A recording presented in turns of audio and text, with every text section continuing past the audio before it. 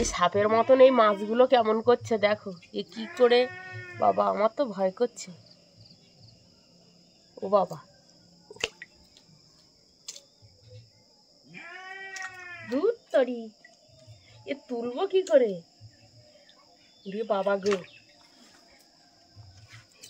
কিরাম করছে তাই দেখো একটু। ও ও বাবা,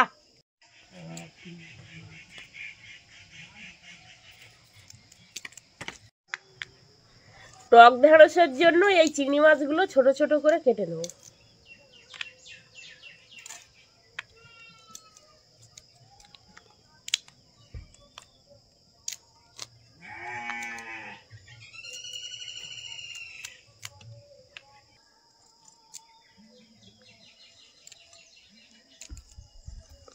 নমস্কার বন্ধুরা, দিশানের রান্নাঘরে সবাইকে স্বাগত। আশা করছি আপনারা সকলেই ভালো আছেন।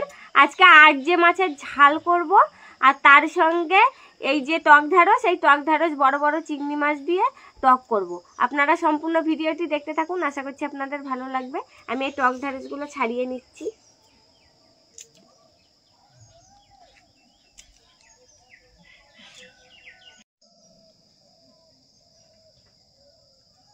চিংড়ি মাছ দিয়েও রান্না করা যেত, এগুলো বড় চিংড়ি মাছ বলে আমি কেটে কেটে দিচ্ছি আর কি।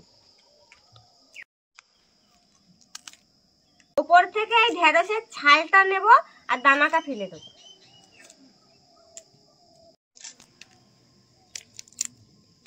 এর মধ্যে ছাই ছড়িয়ে দেবো, দিলে মাছগুলো বেশি নড়াচড়া করবে না, নাহলে সাপের মতো নড়ছে, আমার ভয় করছে। দিলে কাটতে সুবিধা হবে, চোখগুলো অন্ধ হয়ে যাচ্ছে, ছাই দিয়ে বেশি নড়াচড়া করবে না।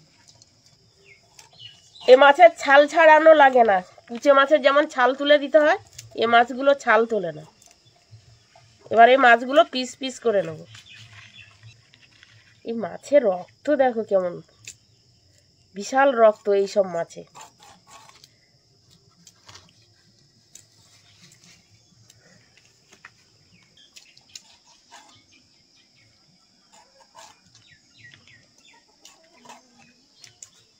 ডিম হয়েছে এই যে,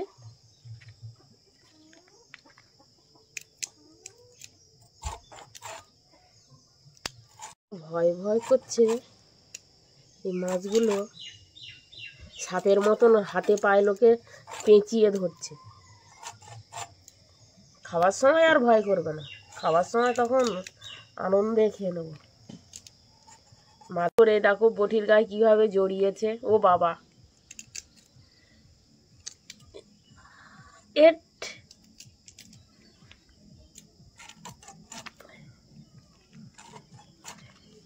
কেমন করে লেজ দেখো গুটাচ্ছে, দেখো এগুলো হাতের গায়ে কেমন করে পেঁচিয়েছে। বাবারে, ভয় করছে আমার এত।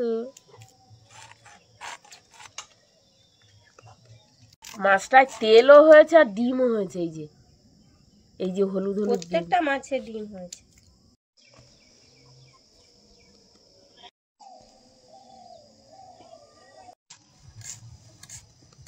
মাছগুলো ধুয়ে নিয়ে এসছি, এবার চিংড়ি মাছটা লবণ হলুদ দিয়ে ভেজে নেব।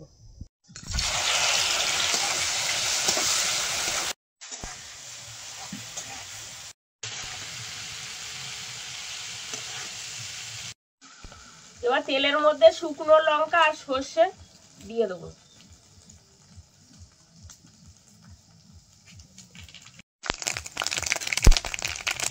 পাঁচ ফোড়ন,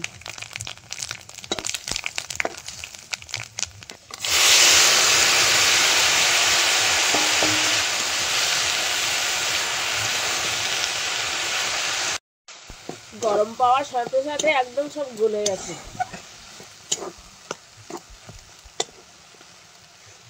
এবার ভেজে রাখা চিংড়ি মাছগুলো দিয়ে দেবো, লবণ হলুদ।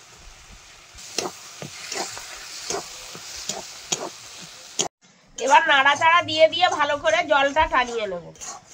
আরজে মাছ রান্না করার জন্য আদা আর রসুন বেটে নেব।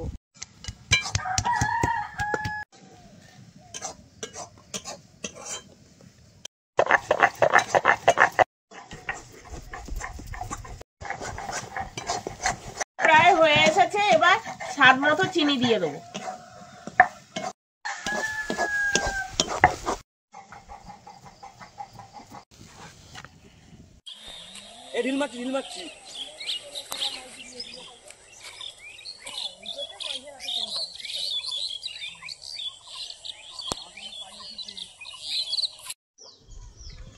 মাছে এবার পেঁয়াজ রসুন আর আদা বাটা দিয়ে দেবো।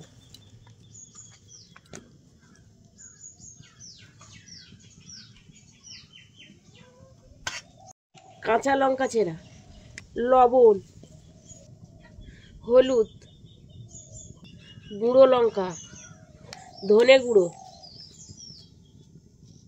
জিরের গুঁড়ো দিয়ে দেবো।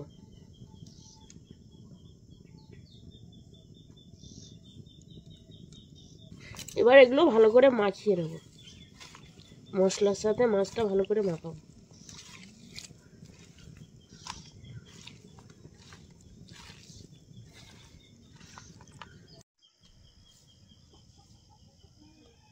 তেলের মধ্যে শুকনো লঙ্কা আর 5 ফোড়ন দিয়ে দেবো। রাখা মাছগুলো দিয়ে দেবো।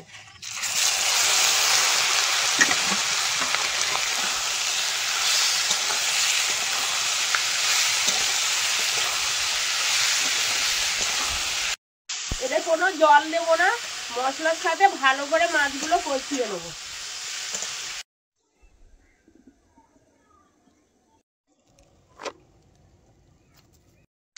ভালো করে কষিয়ে নিয়েছি, এবার জল দিয়ে দেবো।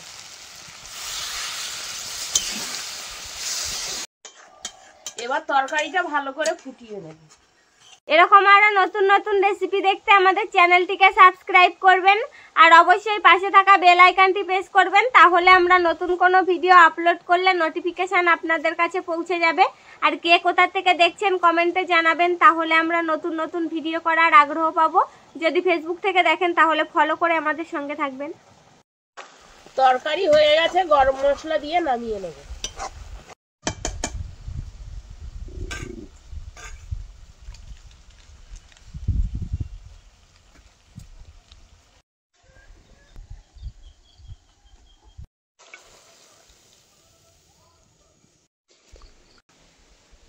কই দেখি আজকে মাছের তরকারিটা দাও, খেয়ে দেখি কেমন হলো। ব্যাস, আর দিতে হবে না।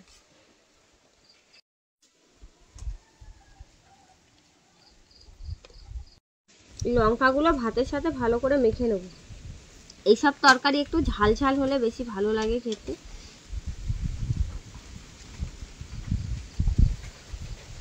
কি উত্তরে বাতাস ছেড়েছে, ঠান্ডা পাচ্ছে, ঠান্ডা লাগছে। আর গরম ভাত খাচ্ছি, গাটা গরম হয়ে যাবে।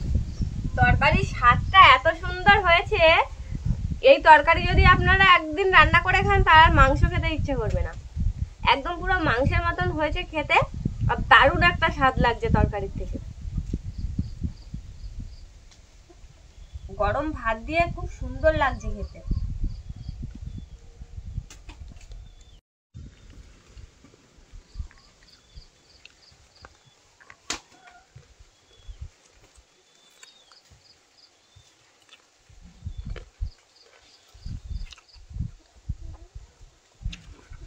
মাংস ফেলে আর যে মাছের তরকারি দিয়ে ভাত খেতে হবে, এত সুন্দর স্বাদ হয়েছে তরকারিটা। মাছটা স্বাদ আছে ভালো। ঝাল খেয়ে তারপরে টকটা খেতে হবে।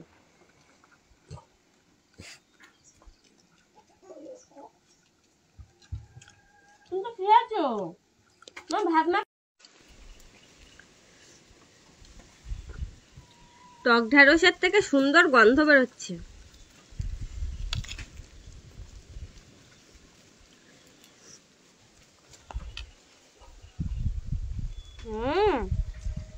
টক ঢ্যাঁড়সটাও খুব সুন্দর লাগছে খেতে। টক ঢ্যাঁড়স দিয়ে ভাত মাখাচ্ছি, চিংড়ি মাছের কুচিগুলো সারা ভাতে। এবার প্রতি গালে একটা করে চিংড়ি মাছের কুচি।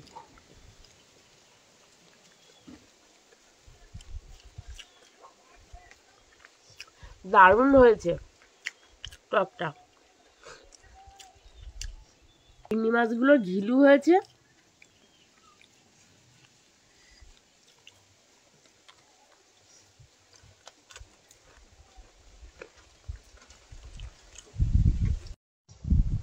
আপনারাও এই রেসিপি বাড়িতে তৈরি করে খেয়ে দেখবেন আর অবশ্যই কমেন্টে জানাবেন কেমন লেগেছে খেতে। আমাদের আজকের ভিডিওটা শেষ পর্যন্ত দেখার জন্য ধন্যবাদ।